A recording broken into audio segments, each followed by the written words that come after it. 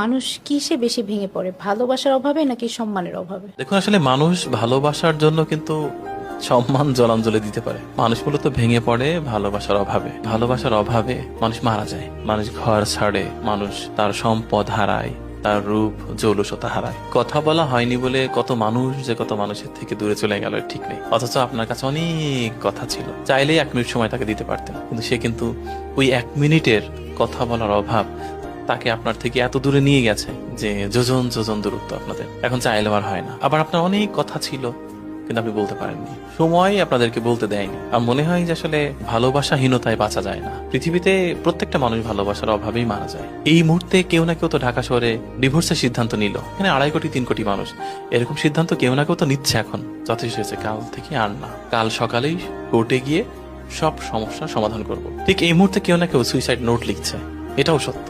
কালকে তো ঢাকা শহরে কেউ না কেউ মারা যাবেই, বা আজকে রাতে আত্মহত্যা করে মরবে। একটা লোক তো মরবে নিশ্চয়ই, এত মানুষ 2.5 কোটি 3 কোটি মানুষ, কেউ না কেউ মরবে। সে তাহলে কেন মরছে? খুঁজে দেখলে বোঝা যাবে এদের সামান্য একটু কথা বলার অভাবে সে মারা যাচ্ছে। কেউ যদি তার কাছে কি বলতো, আমি আছি তো, কেন মরবা, জীবনটা তো অনেক বড়, আমি তোমার সাথে আছি, না থাকলেও যে এই মুহূর্তে বলতো যে আমি তোমার সাথে আছি, সে সুইসাইড নোটটি ছিঁড়ে ফেলতো, মরতো না। কিন্তু এখন যে সুইসাইড নোট লিখছে তার সত্যিই আর কোনো অপশন নেই।